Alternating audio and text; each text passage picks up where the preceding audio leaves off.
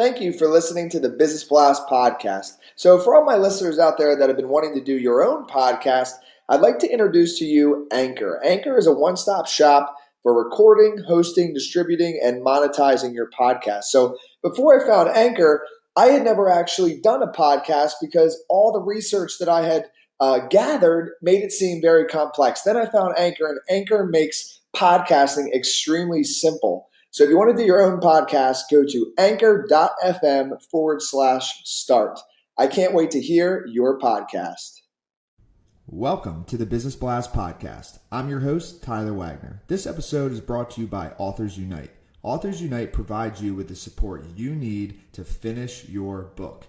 Best part is, after you finish your book, they take care of the entire publishing and marketing process 100% for you. So, if you want to become a successful author, make sure to check out authorsunite.com. Now, let's jump into the episode. All right, everyone. Welcome back to another episode of the Business Blast podcast. I'm your host, Tyler Wagner. Today, I have Ken Barton with us. He's the founder at MinnoTank. So welcome to the show, man. Hey there, Tyler. Thanks for having me. Of course, man. Grateful to have you here. We'll jump right into the first one, Ken. The first one I have for you is, what is the best story from your life that has an underlying valuable message? All right, Tyler. So I'll try to keep this short because I tell the story quite often. It's a big part of my life. So I had the great opportunity when I was going to community college in Florida to be selected to represent our community college to visit China. We were in an accounting program, and we were doing an exchange program for 8 of our students and 8 of theirs. 8 is a lucky number in China in Chinese, if you didn't know. And so cut that story a little shorter. I arrive in China. I'm falling in love with it. I'm super interested. And the moment that it hit me, the valuable underlying message kind of hit me was, I'm on a bus from Tianjin, which is a far northeast city, to Beijing, which is the capital of the country. It's about a 4-hour bus ride. And while all my classmates are playing Angry Birds and scoffing and complaining about the lack of cheeseburgers and French fries, I am glued to the window. And I'm staring out this window, and I'm trying to count the number of construction cranes that I see. And it was well over 1,000. And so here I am, a small town boy from Orlando, Florida. I might have seen 5 or 10 construction cranes in my entire life, looking at the future. Essentially, I was seeing, I'm staring at the future in its face. And that changed my life. And then I realized I need to go study Mandarin, and I need to have a kinship with this country and this language, because I know it's going to be a huge impact forever, because I can see the development. So my underlying valuable message would be, when you see these opportunities and you see these industries growing, and this is transmutable to many industries, right? If you see real estate opportunities, or maybe you see blockchain opportunities, or you see that you look at the stock market, you see that FANG and you see that Facebook, Amazon, Netflix, and Google are running the world. Maybe you should probably work in technology. So just looking and seeing where the future is, when you see these glaring opportunities, make sure you go and grasp them. Yes, man. The next one I have for you is, what is the most valuable piece of information we should know that's within your expertise or industry? So a lot like one of your other podcast members, Kelly Lampkin, who actually connected me to you, I work in sales. So although I run my startup and I run MinnoTank, I definitely am all about sales and making business happen, because as a guy who's not great at the software development, I make money happen. So my piece of advice would be, qualify the question no. Qualify and question the word no. When someone tells you no, whether it's you're being hired or someone did not hire you, or you're trying to make a deal, or you can't pass this way, I like to qualify that with the question why. Because oftentimes there really isn't much reason, or if there is a reason, if you know what the reason is, you can change, fix, move around it, and surmount it, and then you can accomplish what you wanted to accomplish in the beginning. And you can actually find a solution between you. But I think too many people take the response no and allow that to end. And I'm always challenging my team, and I challenge people around me to question when you hear the word no and say why, and see if there's a way for you to get around that. And what is your best piece of overall business advice? So not necessarily industry specific. Yep, it's not industry specific. I'd say my best piece of advice is be tenacious. So when I was playing roller hockey in high school. Or I think this is actually in middle school. My coach taught me this word, and he said, "I want all of you to be tenacious." And I had no idea what the word was, and so I was really nervous. And I was like, "Okay, so uneducated. I got to learn what this word is." And so I went home, and I realized, tenacity is basically grit. It's not giving up. And my favorite examples, obviously, I live in the tech community. So whether you're the Collison brothers who went into their customers' offices and installed their API, and the Collison brothers are the gentlemen who founded Stripe, one of the most successful tech startups in the West Coast and in the world, or whether you run the runway.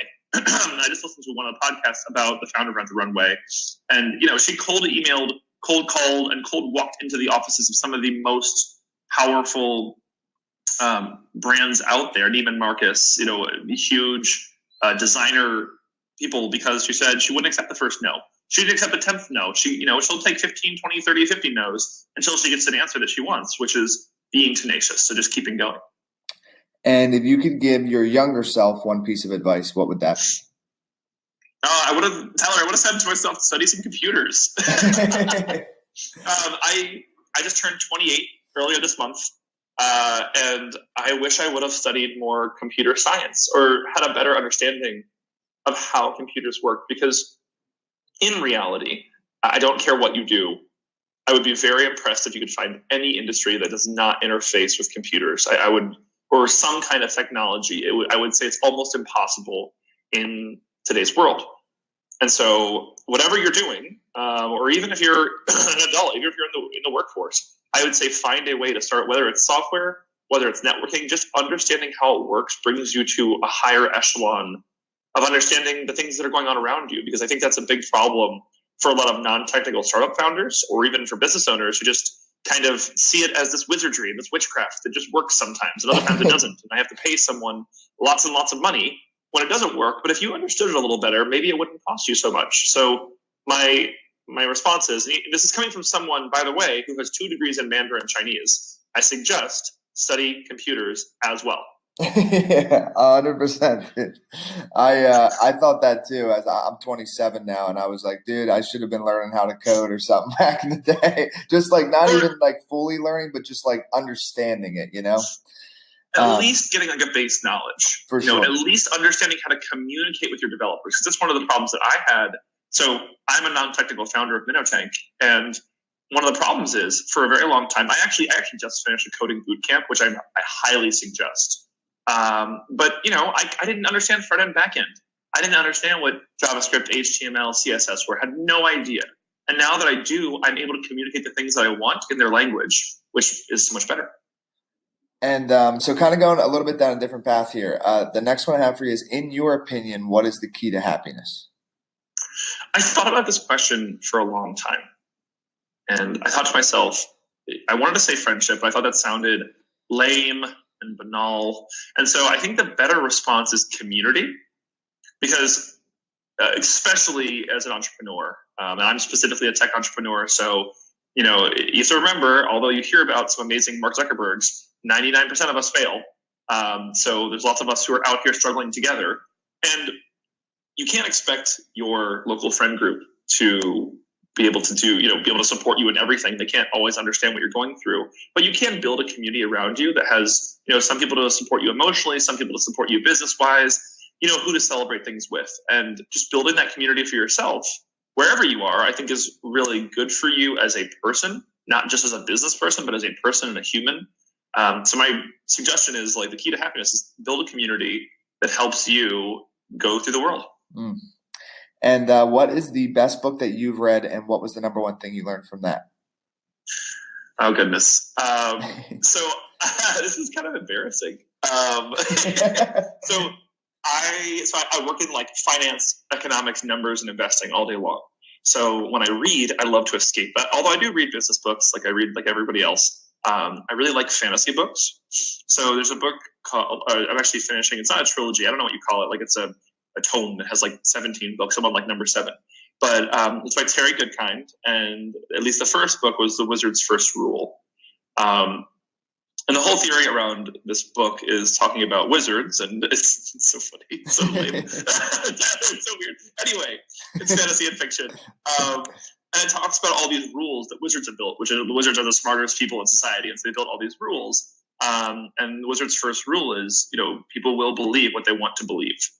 And they will, and I kind of take that back to fake it till you make it kind of thing. If you're not there yet, sell it like you're there yet, get there by a delivery date and make it happen. But I guess that's something I learned from the book. It's just, I read a lot of dorky stuff. Yeah, I got to start getting into some fiction. I've never gotten into it, man, but I think there is obviously, like you just said, there are things to be learned even from the fictional land. But I just haven't given it a chance, really. So the next one I have for you, man, is what is your favorite quote and why? So my favorite quote, this one I really like, and I was using it a lot while I created the MinnoTank visual. So we did 36 episodes of different pitches, and I would always tell my startups before they started, I would say, brevity is the soul of wit. And do you know who that's by? Do you remember that one? No, but I really like it, and I agree with it. So it's by Mr. William Shakespeare. So brevity is the soul of wit. It really makes you think to yourself, the more brief you can be, the more witty you are. And I like to use that when it comes to presenting or pitching yourself or your business, because what we do all day long at MinnoTank is we connect tech startups and investors. So we're always trying to tell them, pitch shorter, take less amount of time. If you can't communicate your concept in under 60 seconds, you don't know what you're talking about. So think, be brief, and that's witty and intelligent, and then people respect and know what you're doing. So brevity is the soul of wit, William Shakespeare. Yeah, man, I could not agree more.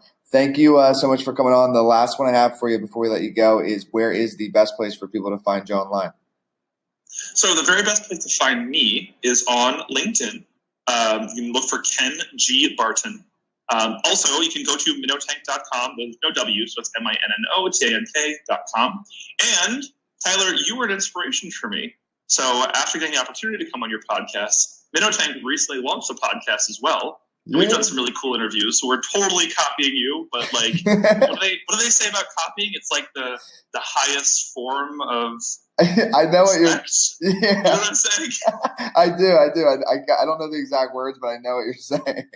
What I'm saying is, I'm not stealing you. I'm just respecting you by doing the same thing you are. Yes. So yeah, you can find me online there, and people can find my email if they try. Awesome, man. Thanks again for jumping on. Thank you, Tyler.